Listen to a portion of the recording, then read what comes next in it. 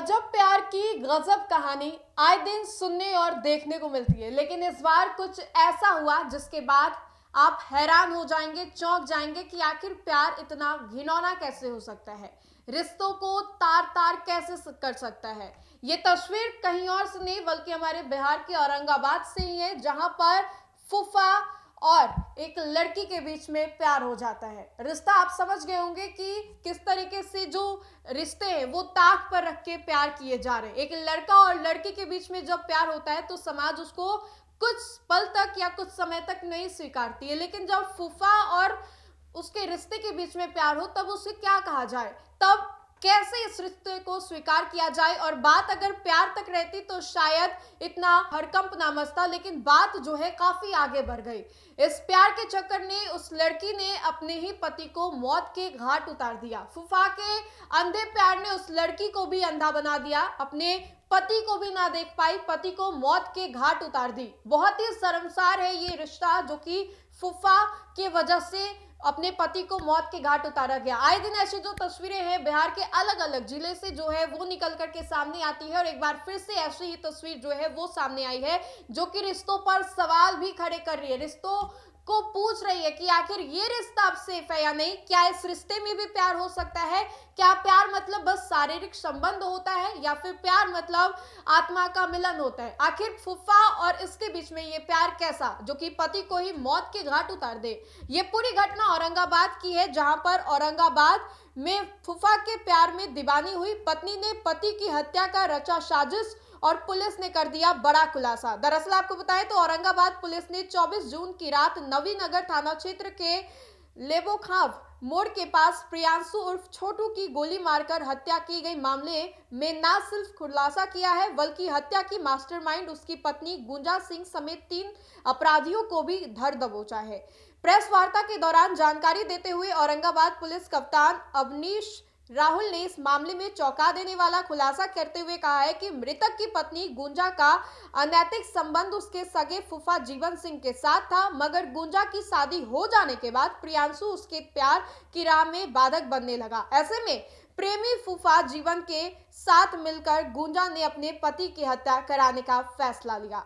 जीवन ने भाड़े के शूटरों को हायर किया और शादी के महज 45 दिन यानी कि 24 जून की रात प्रियांशु जब नवीनगर स्टेशन से बाइक पर सवार हो अपने गांव वापस जा रहा था तभी शूटरों की मदद से उसकी हत्या करवा दी गई। एसपी ने कहा कि घटना के बाद उद्भेदन के लिए एसआईटी का गठन भी किया गया था, जिसने सीआईडीआर विश्लेषण, सीसीटीवी फुटेज की गहन पड़ताल और सटीक खुफिया जानकारी के आधार पर गुंजा सिंह तथा 2 अन्य अपराधी जयशंकर और मुकेश शर्मा को गिरफ्तार कर लिया। पूछताछ में गुंजा ने इस खूनी साजिश में शामिल हुए को स्वीकारा है और कहा है कि मैंने अपने फूफा के साथ मिलकर इस पूरे वारदात को अंजाम दिया। तो रिश्ते को तार तार कर दिया गया है। अब इसको लेकर के वहां के पुलिस प्रशासन क्या कुछ जानकारी दे रहे हैं, छोड़े जाते हैं आपको इस पूरे वीडियो के साथ। जैसा कि आप सभी जानते हैं कि आज से 1 सप्ताह पहले दिनांक 24/6/2025 को नवीनगर थाना क्षेत्र अंतर्गत एक व्यक्ति की गोली मारकर हत्या कर दी गई थी, जब वह नवीनगर रेलवे स्टेशन से अपने घर बरवान जा रहा था। हत्या के बाद उक्त व्यक्ति की पहचान प्रियांशु कुमार सिंह के रूप में की गई थी। घटना की गंभीरता को देखते हुए मेरे द्वारा अनुमंडल पुलिस पदाधिकारी सदर 1 के नेतृत्व में एक एसआईटी का गठन किया गया था। एसआईटी के द्वारा लगातार काम किया जा रहा था, अनुसंधान किया जा रहा था और फाइनली इस केस का डिटेक्शन हो गया है। एसआईटी के द्वारा अनुसंधान के क्रम में यह बात पता चली कि मृतक की शादी उसकी हत्या से 45 दिन पहले हुई थी। गुंजा देवी नाम की लड़की के साथ हुई थी। गुंजा देवी जो है वो नवीनगर थाना क्षेत्र की रहने वाली है।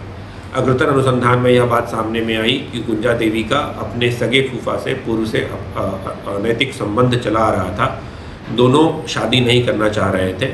उसके फूफा जी के द्वारा पूर्व में कई बार गुंजा देवी के शादी को तोड़ दिया गया था, लेकिन अंततः गुंजा देवी की शादी उसके पापा के जोर से मृतक के साथ हो गई।